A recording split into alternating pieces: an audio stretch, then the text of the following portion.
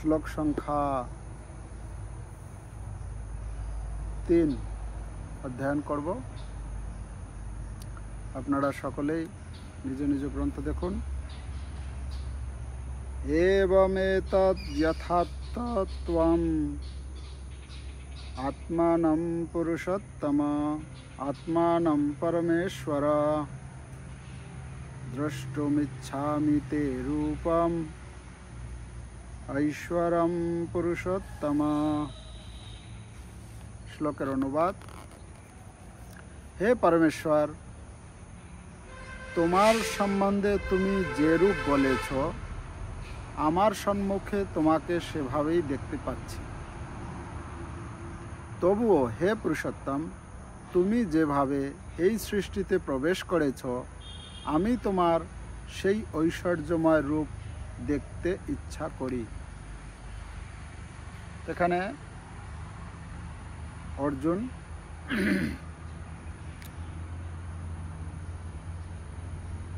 পরমেশ্বর ভগবানকে বলছেন যে তুমি তোমার সম্বন্ধে যে রকম বলেছ, যা বলেছ, কি বলেছেন? 10ম অধ্যায় পর্যন্ত ভগবান যা বলেছেন, অর্জুন প্রত্যেকটি কথাকে সত্য বলে মনে করছেন। আমরা তাৎপর্য পড়ি, তারপর আলোচনা করব।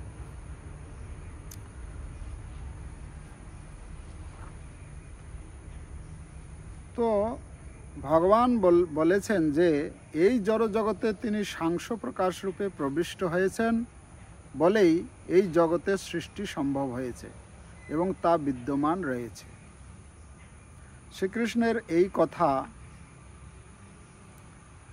শুনে অর্জুন নিজে অনুপ্রাণিত হয়েছেন। কিন্তু আগামী দিনের মানুষেরা হয়তো শ্রীকৃষ্ণকে একজন সাধারণ মানুষ বলে মনে করতে পারে ভেবে তিনি তাদের হৃদয়ে শ্রীকৃষ্ণের ভগবত্তা সম্বন্ধে দৃঢ় প্রত্যয় উৎপাদন করবার জন্য ভগবান শ্রীকৃষ্ণের বিশ্বরূপ দেখতে চাইলেন। তিনি দেখতে চাইলেন এই জগৎ থেকে সম্পূর্ণ পৃথক হওয়া সত্ত্বেও শ্রীকৃষ্ণ কিভাবে এই জগতের অভ্যন্তরে সমস্ত কর্ম পরিচালনা করছেন। এখানে অর্জুন যে পরমেশ্বর ভগবানকে পুরুষোত্তম বলে সম্বোধন করেছেন সেটিও তাৎপর্যপূর্ণ। যেহেতু শ্রীকৃষ্ণ পরমেশ্বর ভগবান, তাই তিনি অর্জুনের অন্তরেও বিরাজমান। সুতরাং অর্জুনের হৃদয়ের সমস্ত বাসনার কথা তিনি জানতেন এবং তিনি এটিও জানতেন যে তার বিশ্বরূপ দর্শন করার কোনো বিশেষ বাসনাই অর্জুনের ছিল না, কারণ শ্রীকৃষ্ণ রূপে তার নিত্য স্বরূপটি দর্শন করেই অর্জুন সম্পূর্ণভাবে তৃপ্ত ছিলেন। কিন্তু ভগবান বুঝতে পেরেছিলেন যে অন্যদের হৃদয়ে বিশ্বাস উৎপাদন করবার জন্যই অর্জুন তার বিশ্বরূপ দর্শন করতে চাইছিলেন। ভগবানের ভগবত্তা সম্বন্ধে অর্জুনের কোনো রকম সন্দেহ না থাকায় সে বিষয়ে পুনরায় সুনিশ্চিত হবার ও কোনো অভিপ্রায় তার ছিল না। শ্রীকৃষ্ণ আরও জানতেন যে অর্জুন তার বিশ্বরূপ দর্শন করতে চাইছিলেন একটি মানদণ্ড প্রতিষ্ঠা করার জন্য, কারণ পরবর্তীকালে বহু ভণ্ড নিজেদের ভগবানের অবতার বলে প্রতিপন্ন করার চেষ্টা করবে। সুতরাং মানুষকে সাবধান করতে হবে। তাই যারা নিজেদের ভগবান বলে দাবি করবে তারা যেন সেই দাবির যথার্থতা মানুষের কাছে প্রতিপন্ন করবার জন্য বিশ্বরূপ দেখাতে প্রস্তুত হয়। এবারে অর্জুন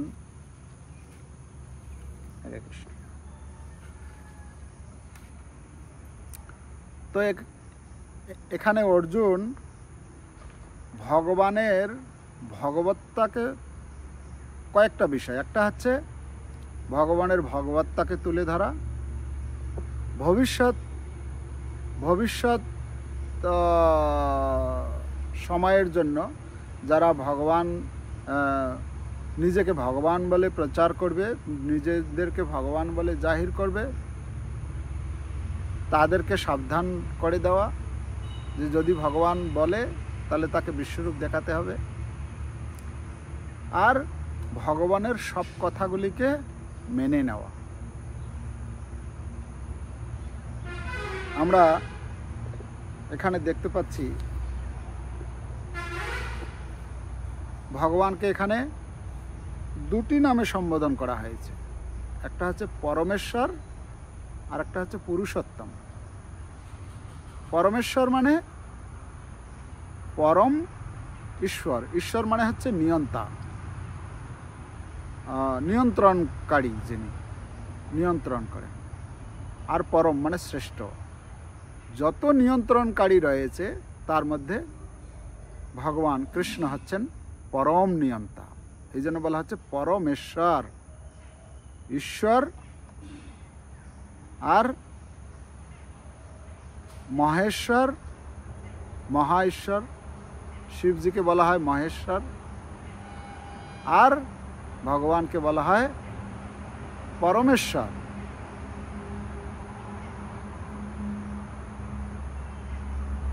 আর একটি নাম এখানে সম্বোধন করেছেন পুরুষোত্তম। পুরুষোত্তম মানে পুরুষদের মধ্যে যিনি উত্তম। পুরুষদের মধ্যে উত্তম মানে যত পুরুষ রয়েছে, দুই রকমের পুরুষ রয়েছে, একটা হচ্ছে খড় আর একটা হচ্ছে অক্ষর। খড় মানে হচ্ছে যার পতন হয়, অক্ষর মানে যার পতন হয় না। তো ভগবদ্গীতায় 15 অধ্যায় আমরা দেখি, সেখানে বলছেন ভগবান উত্তম পুরুষস্তন্য পরমাত্মেতি উদাহৃত যো লোকত্রয়ম আবিশ্য বিভর্তব্যয় ঈশ্বর। ভগবান 15 অধ্যায় সেখানে বলছেন যে আমি কি করি, আমি বিভর্তব্য ঈশ্বর, আমি হচ্ছি প্রবেশ করি।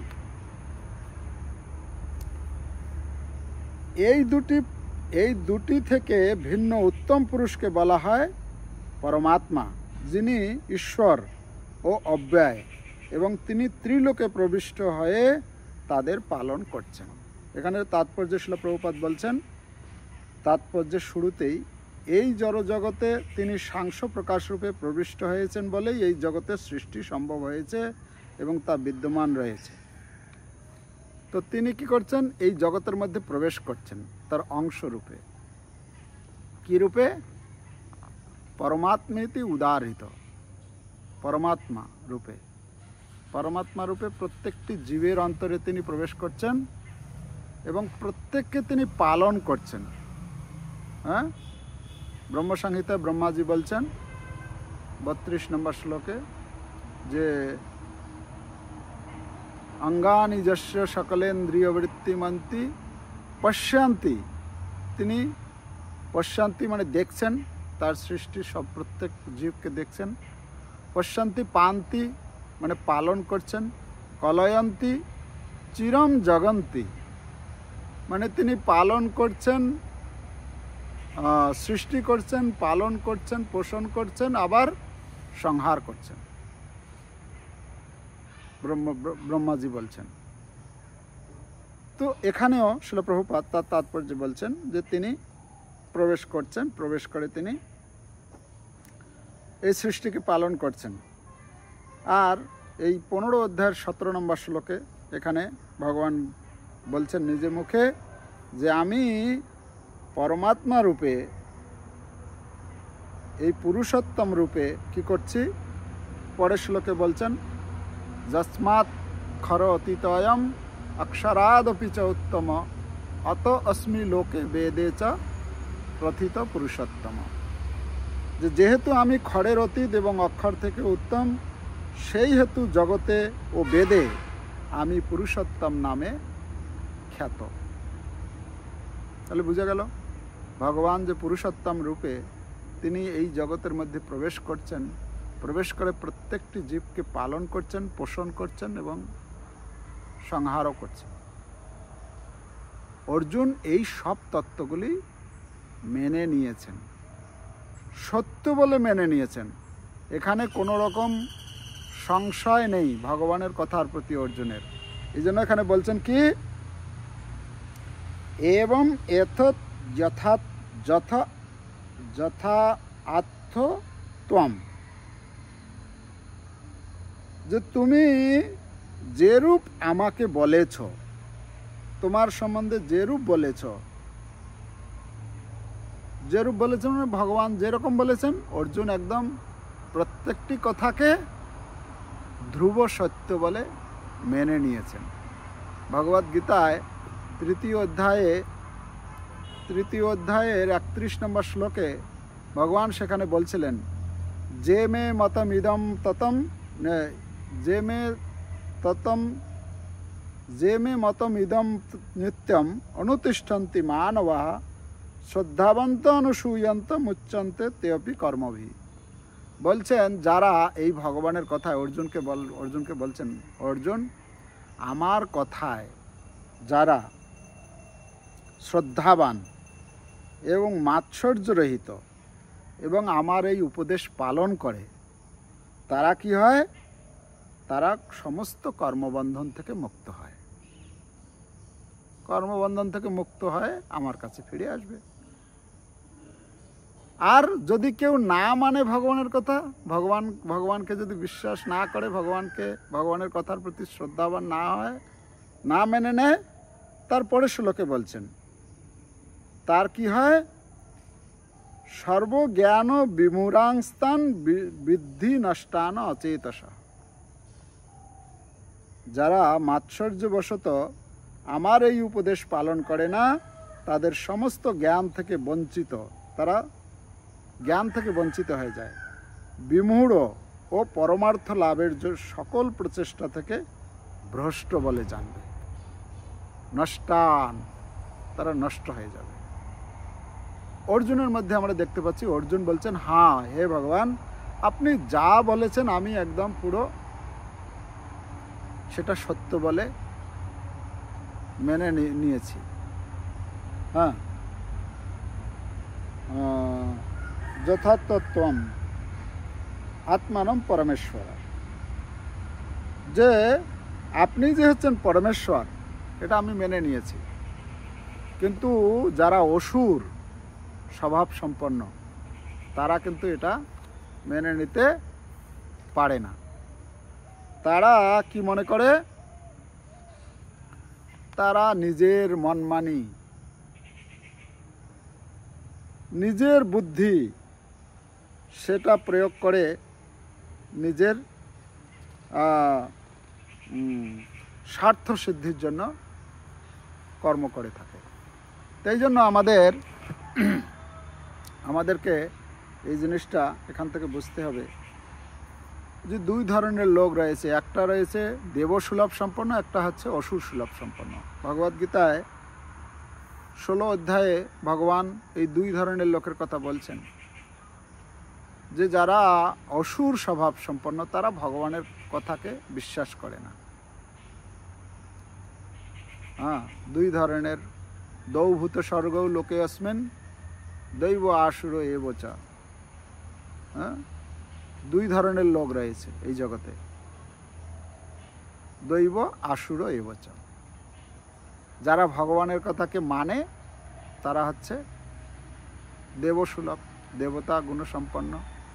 আর যারা ভগবানের কথাকে মানে না তারা হচ্ছেন অসুর, আসুরি বলা হচ্ছে তাদেরকে। তাহলে আমরা নিজেদেরকে যাচাই করে নিতে পারবো আমি আমার ভগবানের কথার প্রতি, ভগবদ্গীতা ভাগবতের কথার প্রতি কতটা আমার শরণাগতি রয়েছে। সেই শরণাগতির মাত্রা অনুসারে আমি কোন দলে আছি সেটা আমি নিজেকেই যাচাই করে নিতে পারবো। সেই জন্য এখানে ভগবান কে অর্জুন বলছেন যে না হে পুরুষোত্তম, আমি আপনাকে মেনে নিয়েছি এবং সেই রূপেই আমি দেখছি এখন জগতে তোমাকে, যেরকম আপনি বলেছেন সেই রকমই আমি দেখছি। তো এটা হচ্ছে ভক্তের লক্ষণ।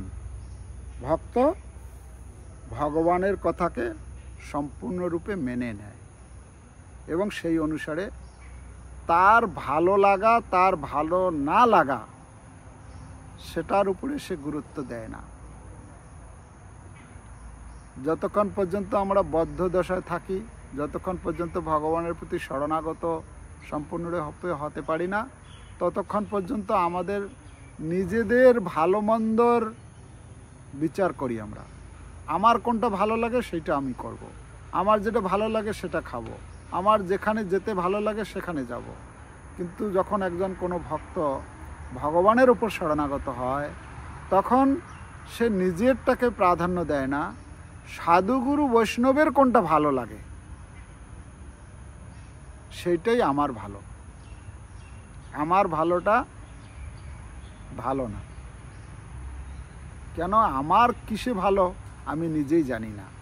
এখনই এইটা চাইছি, এটা পেলে মনে হয় ভালো হবে, পরক্ষণেই আবার দেখা যাচ্ছে যে না, এটা না, আর একটু এটা অন্যটা চাই।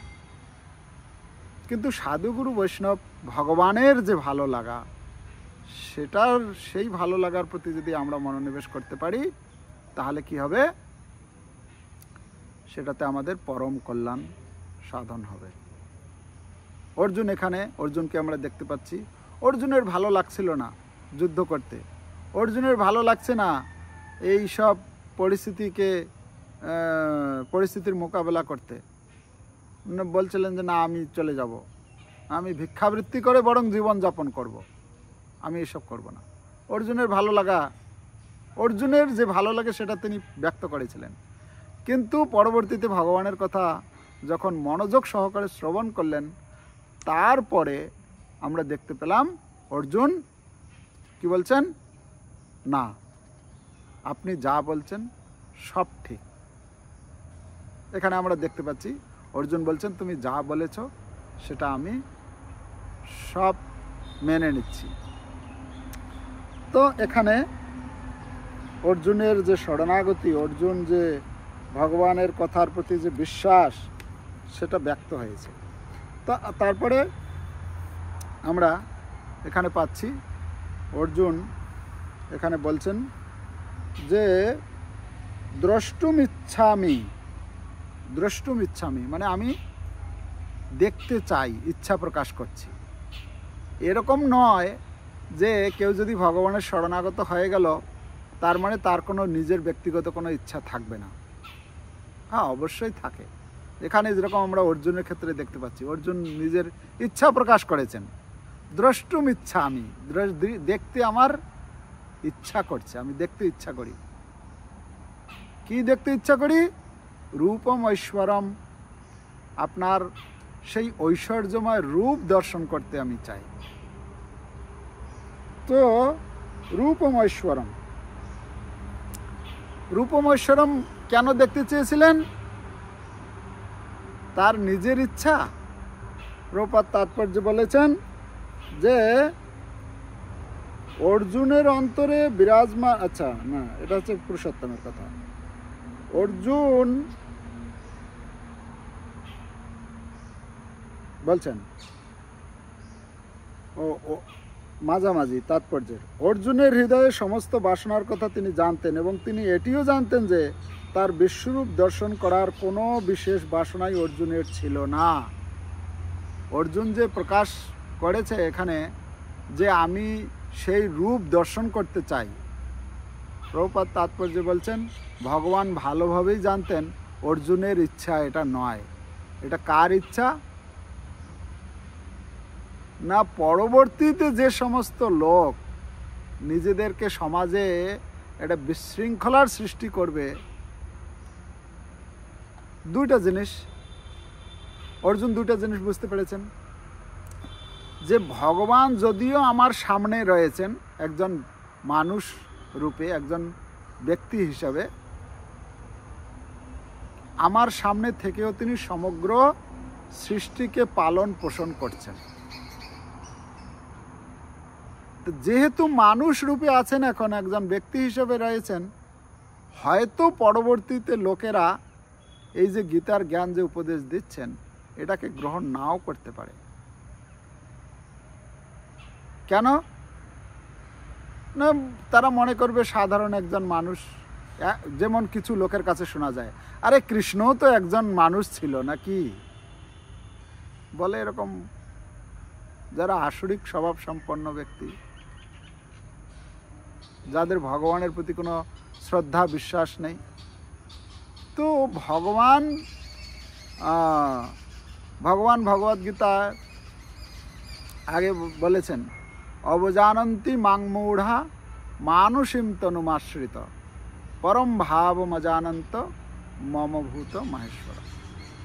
ভগবান বলছেন, আমি যখন এই মনুষ্য রূপে লীলাবিলাস করি, তখন যারা মূঢ় ব্যক্তি, তারা আমার ভাবকে জানতে বুঝতে না পেরে তারা আমাকে একজন সাধারণ মানুষ বলে মনে করে। তো সাধারণ মানুষ রূপে অর্জুনের সামনে ভগবান রয়েছেন এবং সেই সঙ্গে তিনি সমগ্র অনন্ত কোটি বিশ্ব ব্রহ্মাণ্ড সৃষ্টি করছেন, পালন করছেন, সংহার করছেন। এ তত্ত্ব অর্জুন ভালোভাবে জানতেন। তো লোককেও জানানোর জন্য অর্জুন কি করলেন, যে পরবর্তীতে কৃষ্ণকে সাধারণ লোক বলে মনে করতে পারে, তো তাই কি করতে হবে, রূপম ঐশ্বরম দ্রষ্টুম ইচ্ছামি তে রূপম ঐশ্বরম। তো আমি তোমার সেই ঐশ্বর্যময় রূপ দর্শন করতে ইচ্ছা প্রকাশ করি। তো আপনি কৃপা করে আমাকে সেই রূপ দর্শন করান। অর্জুনের মনের ইচ্ছা ছিল না, কিন্তু প্রভুপাদ বলছেন,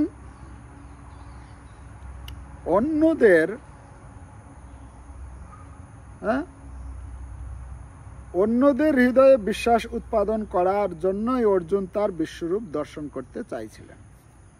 অন্যদের, যে ভগবান কৃষ্ণ যে সাধারণ একজন ব্যক্তি নন, তাদের সাধারণ মানুষের ভিতরে বিশ্বাস উৎপাদন করার জন্য এই বিশ্বরূপ দর্শন করতে চেয়েছিলেন।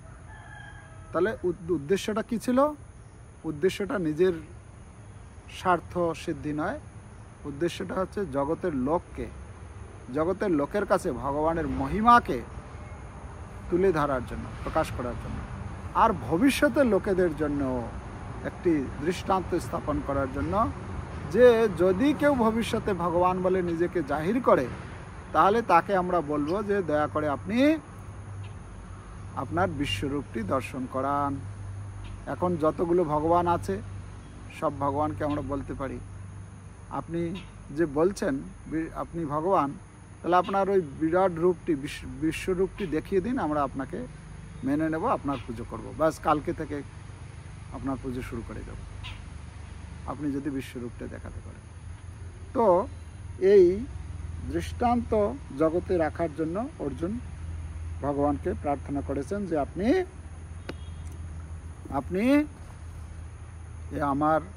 আমাকে আপনি সেই রূপ দেখতে আমি ইচ্ছা প্রকাশ করছি, আপনার ঐশ্বর্যময় রূপ। তো এই শ্লোকে আমরা দেখতে পাচ্ছি কয়েকটি কথা। ভগবানকে এখানে দুটি নামে সম্বোধন করা হয়েছে এবং অর্জুনের ব্যক্তিগত কোনো ইচ্ছা ছিল না। অর্জুন ভগবানের সমস্ত কথাকে তিনি সত্য বলে স্বীকার করেছেন, মেনে নিয়েছেন এবং ভবিষ্যৎ প্রজন্মের জন্য একটি মানদণ্ড স্থাপন করার জন্য তিনি ভগবানের এই বিরাট রূপ দর্শন করার জন্য ভগবানের কাছে নিজের ইচ্ছা প্রকাশ করেছে। হরে কৃষ্ণ কৃষ্ণ কৃষ্ণ হরে হরে, হরে রাম রাম রাম হরে হরে। श्रीमद् भगवद गीता যথাযথ की जय, जगद्गुरु श्रील प्रभुपाद की जय, समवेत भक्त वृंद की जय, गौर प्रमानंदे हरि हरि बोल। गौरधाम प्रभु की जय।